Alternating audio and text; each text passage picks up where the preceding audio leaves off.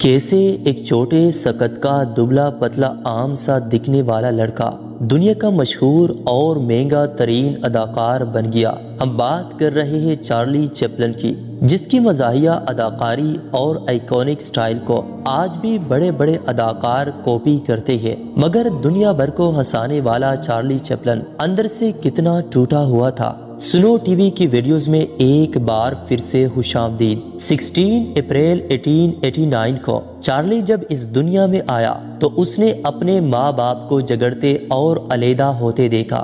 باپ سے علیحدہ ہونے کے بعد چارلی اور اس کے بھائی کو اس کی ماں یعنی ہانا نے پالنا تھا، چونکہ اس وقت برٹش میوزک ہالز نامی تھیٹر میں ایک سٹیج سنگر کے طور پر کام کرتی تھی، مگر مالی حالات کی خراب ہونے کی وجہ سے وہ ایک مینٹل پیشنٹ بن چکی تھی۔ ساتھ ہی وہ چارلی پر تشدد بھی کرتی تھی، مگر 5 سالہ چارلی اپنی ماں کو سٹیج پر گاتا دیکھ کر بے حد انسپائر ہوتا تھا، یعنی وہ ہانا کو ایک انسپائریشن کے طور پر لیتا تھا۔ مگر ہانا اب ایک ذہنی مرض کا شکار ہو چکی تھی۔ ایک دن سٹیج پر گاتے ہوئے ہانا ذہنی دباؤ کی وجہ سے گانے کے لیرکس کی بھول گئے، جس پر ہال میں موجود آڈینس اس کا مذاق اڑانے لگی اور ساتھ ہی اس پر جملے بھی کسے جانے لگے۔ اپنی ماں کو بے عزت ہوتا دیکھ 5 سالہ چارلی سیدھا سٹیج پر چڑھ آیا اور یہ مائک کو پکڑ کر جیک جونز نامی ایک گانا گانے لگا۔ چارلی کا گانا گانے کا انداز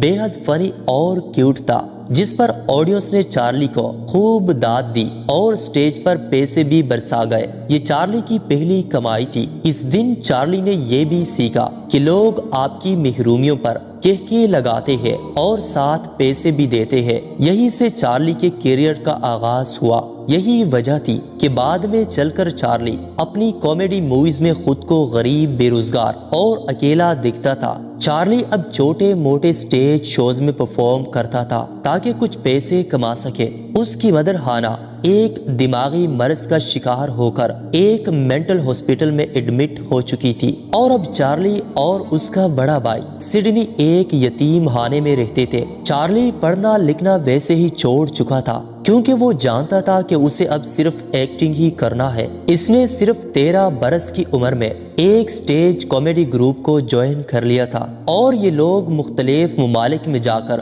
سٹیج شوز پر پرفارم کیا کرتے تھے۔ ایک دن چارلی امریکہ میں ایک سٹیج شو میں پرفارم کر رہا تھا، جب ایک ہالی ووڈ پروڈیوسر میکس سینٹ کو اس کی کامیڈی پسند آ گئی، اور اس نے چارلی کو اپنی فلم میکنگ کمپنی میں $150 پر ویک کے حساب سے کاسٹ کر لیا، جو اس وقت کے حساب سے کافی زیادہ پیسے تھے۔ چارلی نے اس کمپنی کے زیر سایہ 136 موویز میں کام کیا، اور 1915 میں اس کی مووی کا کوئی شو ایسا نہیں ہوتا تھا کہ جو ہاؤس فل نہ ہو، مگر یہ صرف شروعات تھی۔ چارلی اب اپنی موویز نہ صرف خود بنانے لگا، بلکہ وہ ان موویز کا میوزک، سٹوری ڈائریکشن اور ایکٹنگ یہ سب خود ہی کرنے لگا۔ اور پھر ایک وقت ایسا بھی آیا جب چارلی اس وقت کے امریکن پریزیڈنٹ سے بھی زیادہ پیسے کمانے لگا۔ اسے امریکہ کی سب سے بڑی فلم میکنگ کمپنی نے ایک کانٹریکٹ بھی دے دیا تھا، جس میں اس کی ایکٹنگ کے عوض کمپنی اسے سالانہ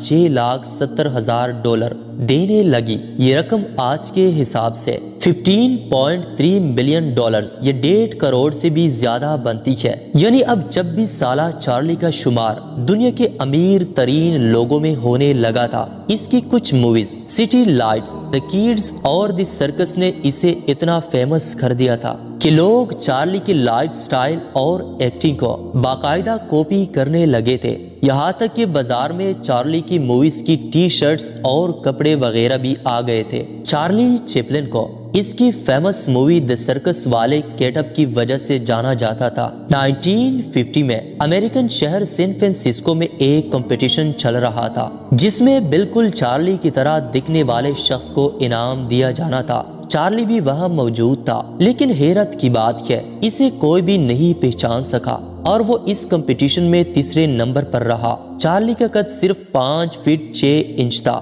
اور وہ دکھنے میں بالکل عام سا لڑکا لگتا تھا، لیکن اس کی موویز دیکھنے کے لیے لوگ ہفتوں انتظار کرتے تھے۔ حتیٰ کہ چارلی کے سٹائل کو بعد میں چل کر کئی بالی ووڈ ایکٹرز نے بھی کاپی کیا۔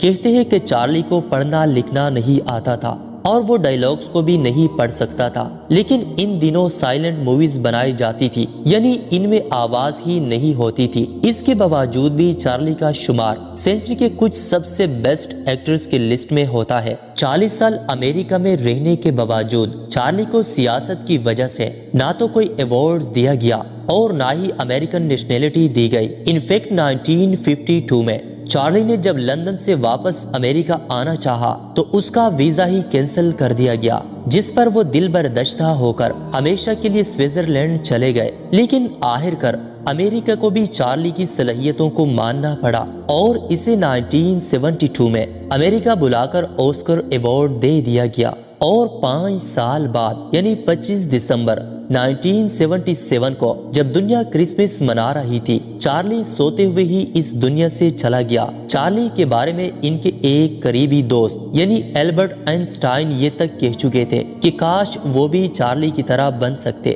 چارلی چیپلن نے 4 شادیاں کی تھی اور ان کی سبھی بیویاں عمر میں ان سے کافی چھوٹی تھی۔ سوئٹزرلینڈ میں موجود ان کے گھر کو 2016 میں ایک میوزیم کی حیثیت دے دی گئی تھی، جہاں صرف اسی سال 3 لاکھ لوگ یہ دیکھنے کے لیے گئے کہ چارلی کیسی زندگی گزارتے تھے۔ کہتے ہیں کہ چارلی کی آنکھیں نیلی تھی، مگر بلیک اینڈ وائٹ موویز کی وجہ سے لوگ ہمیشہ یہ سمجھتے رہے کہ ان کی آنکھوں کا رنگ ڈارک براؤن تھا۔ چارلی چیپلن ایک آئیکونک فلم میکر، کامیڈین اور ایک ہمبل انسان تھا، جس نے کسی بھی ایکٹر کے مقابلے میں سب سے زیادہ وقت یعنی 75 سال اپنے ایکٹنگ کیریئر کو دیے۔ ان کی ایک مووی دی کڈ کو سینچری کی دوسری فیمس 3 مووی مانا جاتا ہے۔ یہ مووی دراصل چارلی نے اپنے بچپن کی محرومیوں کو سامنے رکھ کر بنائی تھی۔ اس میں چارلی ایک لاوارث بچے کو ایڈوپٹ کرتا ہے اور اسے اپنے بچے کی طرح پالتا ہے، یعنی چارلی مووی کے ذریعے اپنے بچپن کی محرومیوں کا ازالہ کرتا دکھائی دیتا ہے۔ چارلی اپنے وقت کا سب سے امیر ترین ایکٹر تھا، جس کی اس وقت نیٹ ورتھ $50 ملین تھی، لیکن اتنی دولت کے باوجود وہ بے حد ہمبل لائف گزارتا تھا۔ وہ اکثر اپنے بچپن کا ذکر کرتا دکھائی دیتا تھا۔ چارلی کو ہالی ووڈ میں ماسٹر پروفیشنلسٹ کے طور پر جانا جاتا تھا، اسی وجہ سے ایکٹنگ میں کوئی بھی ان کے لیول تک نہیں جا پایا۔ ایک بار ان کی ایک مووی دی امیگرینٹ کی شوٹنگ چل رہی تھی اور چارلی کو ایک 20 منٹ کا چھوٹا سا سین ایکس بند کروانا تھا، لیکن چارلی نے اس سین کو 300 سے زائد بار ری شوٹ کیا کیونکہ وہ اپنے ایکسپریشن سے سیٹسفائیڈ نہیں ہو پا رہے تھے۔ چارلی کو اپنے سے کم عمر لڑکیوں سے شادی کی وجہ سے کافی زیادہ تنقید کا سامنا بھی رہتا تھا۔ ان کی سبھی وائف ان سے ہاف ایج کی تھی۔ انفیکٹ ان کی چوتھی وائف اونا نیل شادی کے وقت صرف 17 برس کی تھی، جبکہ چارلی کی عمر 54 برس تھی۔ چارلی کے ٹوٹل 11 بچوں میں سے 8 بچے صرف اسی وائف میں سے تھے۔ امید ہے سنو ٹی وی کی یہ ویڈیو بھی آپ لوگ بھرپور لائک اور شیئر کریں گے۔ آپ لوگوں کے پیار بھرے کومنٹس کا بے حد شکریہ۔ ملتے ہیں اگلی شاندار ویڈیو میں۔